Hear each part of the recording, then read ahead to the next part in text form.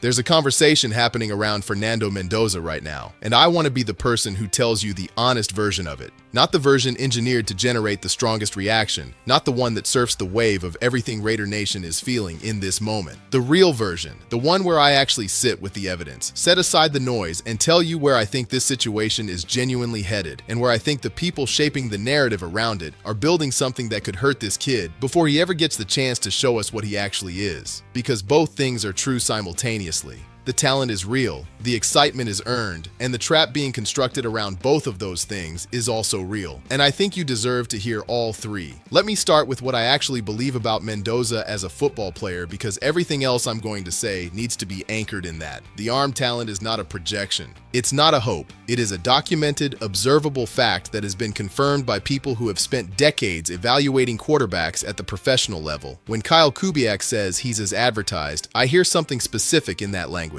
I hear a man who has been in enough quarterback rooms, who has watched enough tape on enough prospects, who understands the gap between what college production looks like and what NFL readiness actually requires. I hear that man choosing careful words because he doesn't want to oversell something but cannot fully contain his honest reaction to what he's watching. That kind of disciplined enthusiasm from a coach who has every reason to manage expectations carefully is its own form of signal. You don't accidentally sound like that. You sound like that when the thing in front of you is the real thing. And beyond the pure arm talent, there's the other layer. The stuff that doesn't show up anywhere in a completion percentage breakdown or a yards per attempt calculation. The stuff that tells you more about a quarterback than almost any statistical measure ever could. Mendoza turned down a White House invitation. He stayed back to throw routes with his receivers instead. I want to slow down on that decision for a second because I think the story has circulated widely enough that people have absorbed it without fully feeling what it means. You are 22 years old. You are at the beginning of something that could define your entire adult life. You receive an invitation to one of the most historically significant settings any person from any background can ever be asked to enter. And you look at that invitation and you do the math, privately, honestly, without anyone watching, and you decide that the throwing session is more important. Not because the invitation doesn't matter.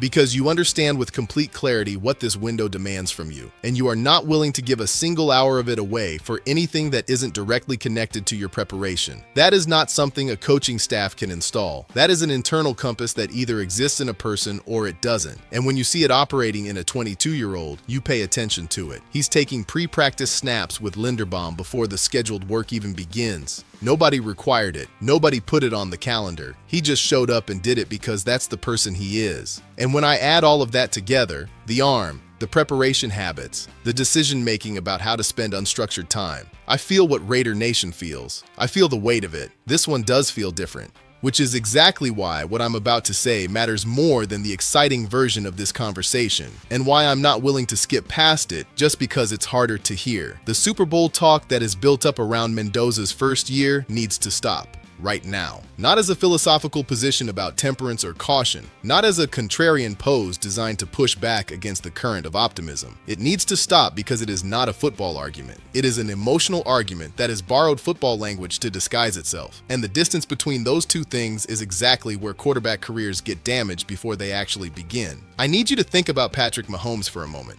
Not as an abstraction, not as a symbol of what's possible, but as a specific developmental story with a specific structure. Mahomes sat behind Alex Smith in his first year in the league. The quarterback who has redesigned what this position can look like, who has built Kansas City into the closest thing to a dynasty the modern NFL has produced, did not arrive and immediately carry a franchise to a championship. He was protected from the full weight of the starter's role by a veteran presence that gave him time to learn what professional football actually demands from a quarterback's mind before exposing him to what it demands from a quarterback's body and reputation. He developed, he processed, he became automatic in the reads and the protections and the timing windows before anyone asked him to win games with that knowledge under live fire conditions. And then, when the structure was right, he became what we know him to be now. Josh Allen's first year produced genuine doubt, not manufactured criticism from people looking for content. Real doubt among people who watched him and wanted him to succeed, and still came away from certain games asking honest questions about whether the talent was going to translate. He survived those questions. He grew through the failure. He had the space to be wrong, to be corrected, to absorb what the league was teaching him without the entire weight of a franchise's championship ambitions pressing down on him simultaneously. And that survival,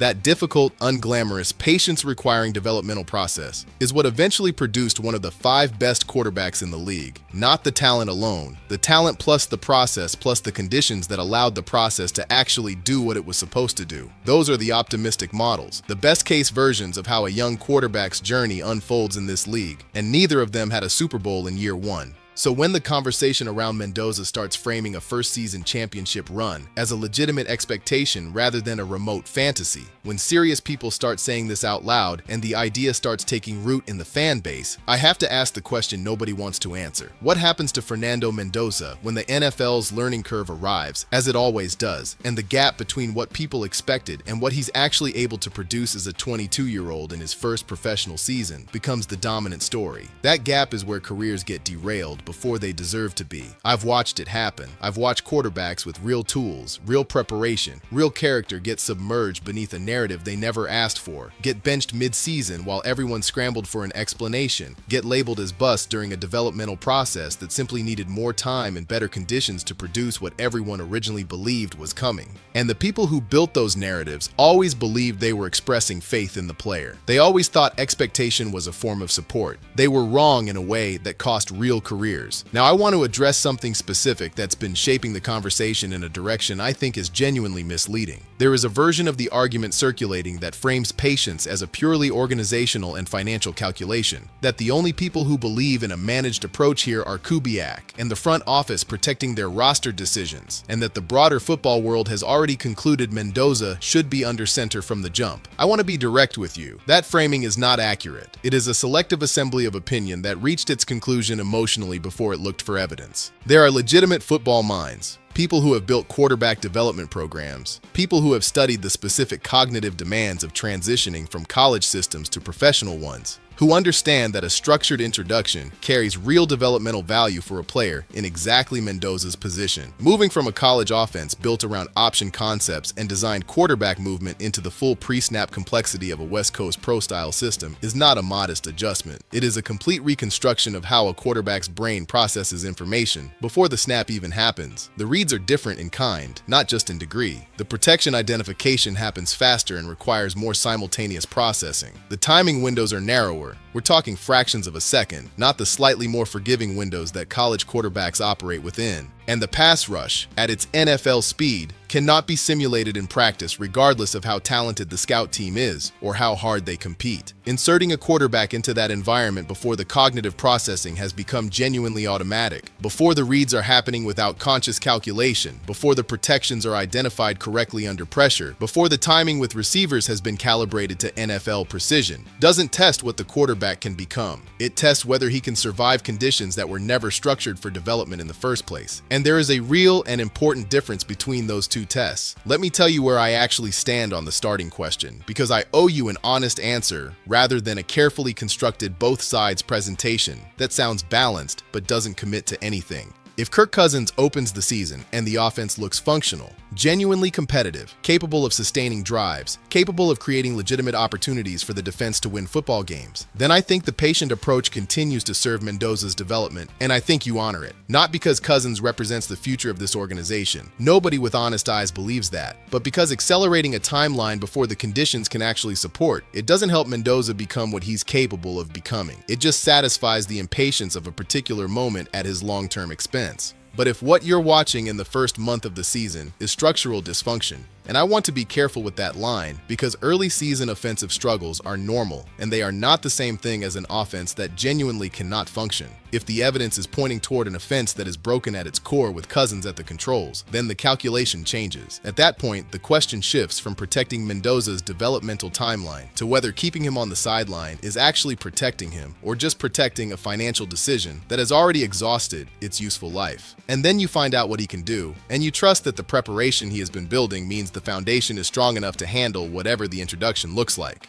What I genuinely cannot get out of my head, the version of this that keeps me up at night when I think about how this situation could go sideways, is the scenario where Cousins struggles through the first 6 weeks, the locker room begins fracturing at the edges, the fan base enters full crisis mode, and Mendoza gets inserted into that environment and handed a firefighting assignment. I've watched that movie. I have watched it with quarterbacks who had more structural support around them than Mendoza would have in that situation. And I want to be clear, that is not an opportunity dressed up as a difficult challenge. That is a survival test conducted under the worst possible combination of circumstances. A demoralized roster that has already started mentally checking out of the season, an offensive line that has not found its chemistry or its confidence, a market that is operating from grief rather than belief, and a rookie quarterback being asked to reverse all of that momentum through individual brilliance in real time. No quarterback who has ever played this game was built to overcome all of that simultaneously in the 6th week of his first professional season. The ones who have tried have mostly had their developmental trajectories bent in directions that never fully corrected. Not because they weren't talented enough to eventually be what people believed they could be, but because nobody is talented enough to overcome that specific combination of circumstances. The situation produces the verdict, and then the player absorbs it, and then the narrative machine runs with it, and then the player spends years trying to escape a story that was never really about him in the first place. The actual goal of this rebuild,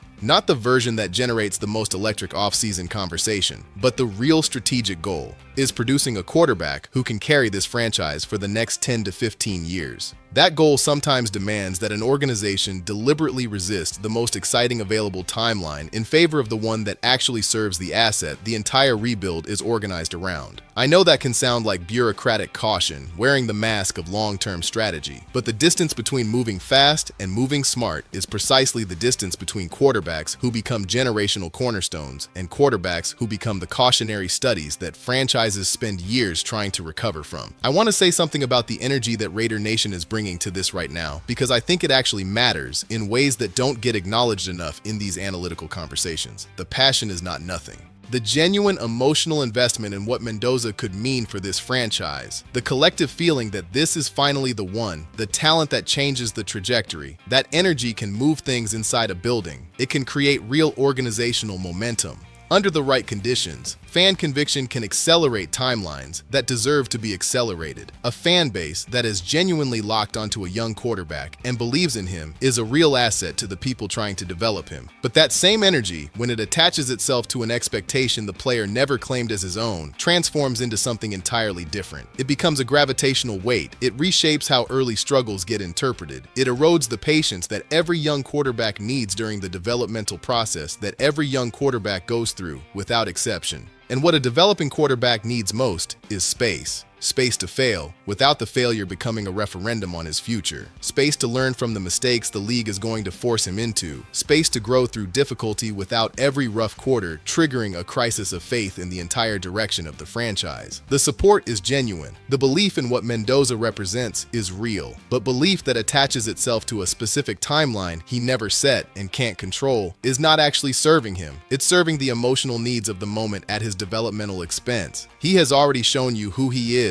in every way that's measurable at this point in his career. The pre-practice work that nobody scheduled. The decision about the invitation and what mattered more. The habits being constructed right now in these early weeks before the real pressure even fully arrives. Those habits are the foundation everything else eventually rests on. Trusting those signals means trusting the process designed to protect them, even when that process feels slower than the moment wants. What I want from everyone watching this situation is genuine honesty in the observation, not conclusions already reached looking for evidence to validate them. Actually watch the training camp coverage. Watch the preseason. Watch whether the command of the offense is deepening in real time, whether the pre-snap reads are becoming more instinctive, whether the protection adjustments are arriving faster and cleaner under pressure, whether the timing on routes that require NFL-level precision is tightening week by week as the repetitions accumulate. If it is, then the case for moving the timeline forward builds itself from something real and earned. That is the kind of pressure that moves organizations in directions that actually help players. Real evidence, assembled honestly, applied constructively.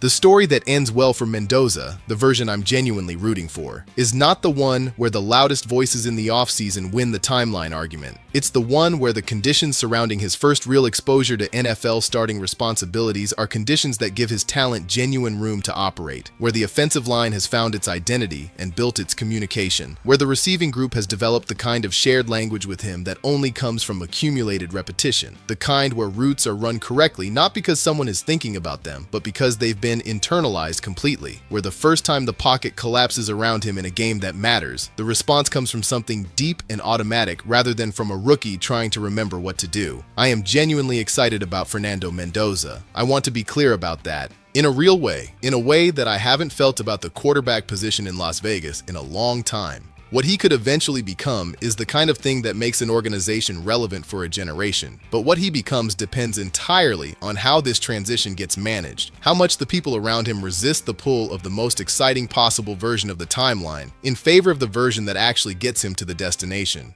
That's not pessimism dressed up as analysis. That's just what it looks like when the excitement is real enough that you care about protecting it from the very things that could consume it before it ever fully arrives.